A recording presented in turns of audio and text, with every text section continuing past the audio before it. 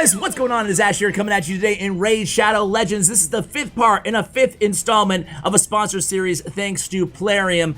Thank you for sponsoring this series, guys. I've had a great time doing it, and it's all thanks mainly, the real carry here of all this content is my man Chofly Mobile from Chofly Mobile. Chosen, what's up, man? Welcome back to the channel. How you doing, man? Hey, what's up, Ash? Happy to be here. Thanks for having me. Yeah, no problem, dude. I made some progress since our last video. I'm now level 34, so I'm chugging away, man. I have a bunch of questions for you again, but we have a special treat for our viewers today. We're going to open up 50 ancient shards. I'm excited. We're going to get to it, but just a reminder to my viewers, if you haven't played this game, check out our other 4 videos in this series. They'll all be linked in the pinned comment, along with all the rewards we have for you guys. If you download the game right now using my links for iOS and Android, free download, go ahead and download. You get a bunch of rewards. You get 100,000 silver, you get the Executioner, and a bunch extra rewards, which new players normally don't have access to. So check out the game, and yeah, make sure you use my links so you can get all those bonus rewards. All right, Chofly, we're gonna go ahead and go in here and just start. Might as well, right? Well, yeah. There is just click that little eye up on the top middle or whatever. Okay. There is one kind of fun thing I want to point out. So right now, Plarium's doing something fun for the player base. It's double chance for ancient shards. So what we're pulling right now, there's a double chance of getting it both an epic or a legendary. So that's why it's kind of an exciting time in the raid community, and a lot of people are pulling these ancient shards because they're like super double buffed right now. All right, so I have like a 50% chance of getting a legendary in this video, it looks like. Yeah, that's pretty accurate. All right, let's see what we got here. And okay, should I do 10 at a time, or should I just do 1 at a time? What I like to do is start it out with singles, do 10, and if it's going bad, then switch it up and do it. I like this. Switch up the luck and stuff. Yes, I was asking you actually before. Feel free to give any. Just say if they're crapper, right? And we can move on if they're not good. Sure. Aethel's one of the starting champions, so yeah, she's solid. That's not a bad pull there. Okay. Yeah. As we kind of summon these first 10 here, I made some progress, but like I was curious. I asked you right off air, but I wanted to share with my viewers. Like, what do you do? Oh, Nizana. She looks kind of good. No? Yeah, so that's pretty good luck. You have a 16% chance of getting an epic. You actually got an epic on your second pull. Nizana is pretty good. She's a very good dungeon farmer. She's got a lot of HP and kind of ally protection, so she can... Oh, and an AoE attack there. Yep, she's not known for hitting super hard, but that's okay because she brings a lot of utility in terms of survivability for your team. Is kind of where she shines, so that's a pretty good pull there. Okay, sounds good. Yeah, so I was asking you, where do you spend the most of your time in the game? Like someone at your level, like top of the game. Like what do you tend to do? Like what does your average session look like? Probably a good blend between grinding certain dungeons for gear to try to get like 6-star legendary gear, and then I also do like my daily, food farming just to keep progressing my account. But yeah, probably farming gear in the end game. Do you have any champions who are 100? This guy we've already pulled before. He's just all right, right? He's not that great. He's crappy. No. Okay. So we've talked about this before on the or actually, let me ask you, do you have any fully maxed out like 100% champions right now? Like 6-star legendary gear, all their masteries maxed out, like everything. Oh yeah, definitely. Oh, okay, you have a bunch of them. Yeah. Okay, so maybe not like every single piece 6-star legendary. So what are you going for then? Like what is if you have, I'm assuming you have like a whole team or more of almost totally max. So like what keeps you like hungry and playing the game as often as you do? Well, the end game is kind of the faction wars. They're supposed to be reworking faction wars, so getting a team of 5 for every single faction it takes quite a long time. So even someone who's in the end game, you probably don't have a super GG team for every single faction. So that's kind of like the end game grind for me right now. Okay, makes sense. And this guy, another epic here. Yeah, you're getting super lucky so far. So Aethar is one of the best kind of DPSers for the clan boss. You'll notice he has an ability called Holy Flame there on his A2. It's the one with the exclamation point. Yeah. And when you ascend it, it's going to place a ton of poison. So he's one of the best poisoners in the game for the force affinity and getting after the clan boss and placing some debuffs. So another good pull there in terms of an epic. Heck yeah. All right, sounds good to me. Here we go in the next one. We have... Yep, that's a rare. You can kind of move on there. Moving on. Nothing to see here. If we run into like a really good rare, though, let me know. Yeah, for sure. Totem, she places a little bit of poison, but not a super good rare. No, Okay. maybe decent in the very early game. All right, next up we have. Ooh, there you go. Okay. Oh wow. Okay, so Juliana is another great pull. She's rated very highly on my tier list. She's very similar to Aethar in terms of being one of the best clan boss DPSers. She's very cool because she has turn meter, manipulation where she can increase her own turn meter. She also places HP burn, which is a very important debuff for the clan boss, and she also places a bunch of poisons. She also has a very good base speed of 103, so she's one of the better DPSers against the clan boss. So a very good pull there. Okay, cool. Nice. All right, come on. I'm being greedy, man. I want that legendary now. All right, here we go. It's Rocktooth. Nah. And he's got heal reduction, so he's good in certain spots, but yeah, kind of Okay. kind of meh. Yeah. What I'm looking for is like maybe like one more really good dungeon farmer. Slasher is meh. Who is just set me up here for, my wildest dreams. Who's the best legendary in your opinion for farming in the game? Probably Battle Khazar. Battle Khazar. That's who you want. That's who we want. If I had to pick one legendary that can help progress an account in dungeons, it'd probably be him. But Avenger's one that drops in the campaign, so not a super GG one there or anything. She's pretty good looking though. And I think that the artists 10. have a nice taste in women. I think. That's right. That's right. Okay, Sentinel. He looks like the other dude, kinda. Sentinel's decent in the early game. He's a good option, especially for the early game arena. You'll see him a lot in Bronze League and stuff. But yeah, if you want to show your viewers an X10 after this, you can, because I think we pulled a while. Flesh Terror is an epic. He's okay. One of the better options for Skinwalkers in terms of the faction wars. But yeah, not one of the god tier epics or anything. All right, here we go. It's gonna be time for 10. Ready? Yeah. I'm weirdly nervous about it. All right, here we go. All right, boom. The whole shebang here. All right.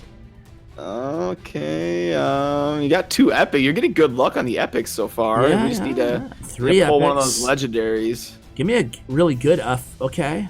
All right. Okay, so going over this one here, very good luck to get 4 epics. Unfortunately, none of them are really S tier. Okay. Talia is arguably the best one of the bunch. She's kind of like an Aethel 2.0 with the 3-hit A1 and stuff. But yeah, nothing super extensive that I would use in the end game, I don't think. Okay. Here we go again. Go 4 tries. You're gonna yank 10 again? Well, I'm just gonna do 10 in a row, at least twice, and then we'll go back to individual opens, and we'll end with another 10. Oh, that's fine. Yeah. All right. So we got Allure. Yep. You don't sound too excited about Allure.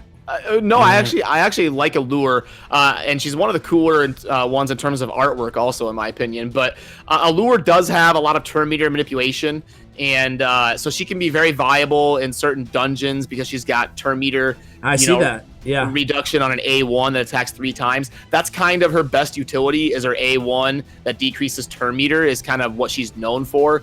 But yeah, she's definitely good, solid. Not the best epic in the game by any means, but definitely a really good champion. Okay, sounds good. All right, let's get out again, and let's do some 10 more individuals, and then we'll do 10 all at once to end off. It's funny in the raid community because a lot of people have their own theories. Some people some people swear it's better to pull 1 at a time, and some people swear it's better to pull 10 at a time. So what do you do? Do you prefer either or? I've had the best luck pulling singles, honestly. Okay. But some people swear times 10 is better. I think it's all just kind of all right. Runic Order, one of the newer dwarves. He's all right. Okay. Do you have off the top of your head, do you have a favorite rare or common that you think is just OP, just randomly, or is there just a bunch? My favorite rare in terms of general utility is probably Apothecary. Okay. We'll see. Marked is pretty meh. Yeah, I'm assuming if you don't say anything for 10 seconds about my part. Oh, that's so funny. Dude, what are the odds? That's crazy. Wow, look at that.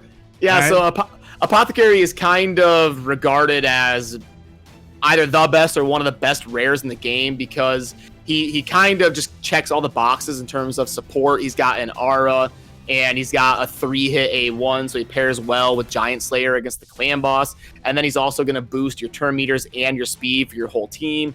And then he's also got a crit heal and a good base speed of 101. So he's just a very solid kind of introduction to support for your team. Okay, I'm running Elaine. Is that how you say her name? Elaine? Some people say Elaine, and some people say Elaine. It's just kind of... I'm running Elaine right now. It's like my 4th. Well, my go-to like squad here is still Kale, Biggin, and Skull Crusher. And then I have Elaine. Would you take Apothecary and put it in for Elaine or no?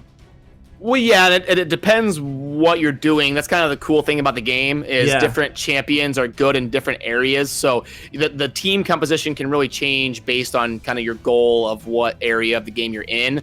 But Elaine is definitely very good in a lot of dungeons, and so is Apothecary. So they can honestly work kind of together.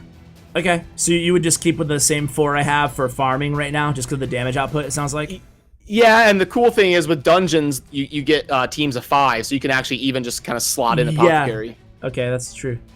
All right, so... Oh, another epic. Yep, Tashada's kind of a below average epic, in my opinion. Okay, all right. See you later, Tashada. You got 13 more chances for that legendary. Yeah, man, I'm still waiting for it. Another epic, though. We're getting lucky on the epics. Yeah, you are. Frostbringer's a pretty good epic. She's got a lot of CC.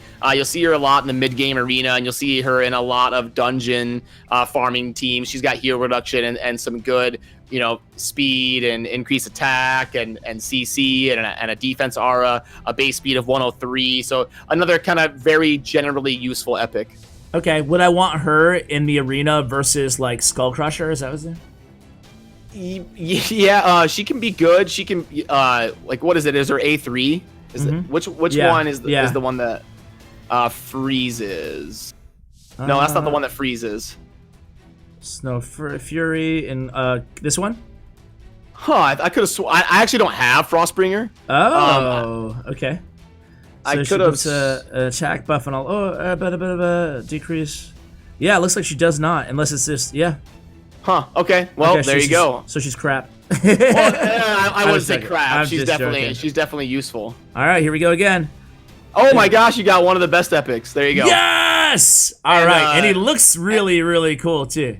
Yeah. No, see, he's kind of like the Frankenstein theme. He's one of the newer ones. He's for the Halloween event that's going on right now, and he's just got an extremely useful kit. It's basically all good. He places a lot of stuns. He's got a really good passive. He's based on HP, so you can scale both his damage and his sustain at the same time. He's got an aura. He's got ally protection. He's got fear. He's got it all, baby. He's got it all. So definitely one of the best epics in the game, in my opinion. Okay, so I'm gonna sub him in now in my A squad.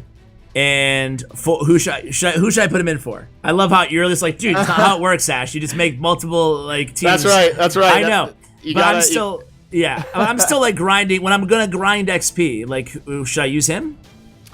Or am I still not speaking the right language here? Yeah, you could slot him in for Skull Crusher until you get kind of in the end game and you build a more exact team for counterattack. Yeah, he'd probably be a more general, useful pick for like farming XP and progressing you.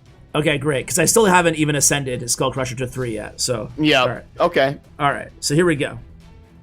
Next up, I'm pretty pumped about him. He looks so cool. That was a really good pull. Spirit Host is... I already have her anyway. Yeah, she's a very good rare, but yeah, it's a duplicate for you. And, all right, so this is... He sucks, right? Yeah, he's awful. Okay, yeah, I remember that from last time. All right, so 10 left, and here we go. You're just gonna X10 it. Yeah, we're gonna extend it. Here we go. I like it. Let's do this. Give me that legendary. All right. Oh, there you go. Royal Guard's a good pull. Mistress of Hymns is pretty solid. Oh, man. You missed your 50-50. Oh, no! Oh, the last one! Now you're going to be like, that's the worst legendary in the game. No, Ghostboard's actually pretty good. Definitely a solid legendary. Places Dude, the good very debuffs. Last one. The very last one. That's crazy. This could not have been like, and especially right when I said Apothecary, like your next shard, you pull Apothecary. That is pretty epic. the very last one comes through with a legendary. So yeah, Ghostborn is definitely a pretty solid debuffer with a lot of general utility. So a very good legendary. Spirit Affinity seems to be the least of the 3 normal affinities, so kind of fills a good role there, being Spirit and placing a lot of good debuffs. So Ghostborn definitely a solid legendary. Not like the best one in the game by any means, but definitely solid. Yeah, if you could choose to have, do an entire pull and you get Ghostborn or you get that Frankenstein dude, who would you choose? I would probably rather have the Frankenstein. Oh, okay. Wow. Puts it into perspective pretty well for me. All right, man. Yeah, I mean, because also you gotta look at the cost. Like legendaries are much more expensive to max out, like legendary books and potions and all that. So you get a little bit more bang for buck maybe with the epic in terms of price to max them out and all that. But you also got Royal Guard there, which is not to be slept on. Royal Guard is one of the better epics in the game and it has a lot of general utility. Okay, I'm trying to find him. I have so many. I have an embarrassment of riches in these epics now. Yeah, Royal Guard is the high elf. Oh, right there he is. there. Okay. Yep. So what is he? So he's an attack guy. Does he have like AOE and stuff? Or okay. Well, so if you go to skills, he's got an ability called Takedown there on the A2, and it's one of the rare abilities in the game that scales with enemy max HP. So he's gonna hit harder the more HP the enemy has, so it's very good. So against bosses or last level guys. Yeah, against things that have a lot of HP, the higher level of dungeons. He's a very good champion in the end game because of that. I actually have a super end game Spider 20 farming strat where my Royal Guard slots in there and murders the spider in the highest level of the dungeon. So yeah, a very good epic there. Nice, man. Well, dude, Chosen, you have been such a pleasure to have on these 5 videos. Again, huge reminder to every one of my viewers to subscribe to Chosen's YouTube channel. Pretty much daily content for Raid Shadow Legends. Hopefully, we'll be coming back at you guys with more content in the future as part of a new series. Stay tuned for that potentially, and make sure, again, you download the game. Huge shout out to Plarium for sponsoring this entire series. Download the game using my links below. I told you guys before, but I don't get anything extra from you guys clicking on those links. It just, you guys get something extra. You get that extra silver, and of course the executioner to start off with. So make sure you use my links below. Chosen, thanks so much for coming on again. Any final words from you, man? No, it's been a blast. It's been really fun to record these, and yeah, thanks for having me. The last thing I had to mention is I have a clan started finally at CWA YouTube. the tag is CWA5 because 1, 2, 3, and 4 were already taken. So guys, come on and join the clan. It's gonna be first come first serve. So I will see you guys in here. And yeah, Chosen, take it easy, man. Thank you. Yep, thanks. Take it easy. No problem, guys. That's gonna do it for the video. Thank you so much for watching, and as always, take care, guys.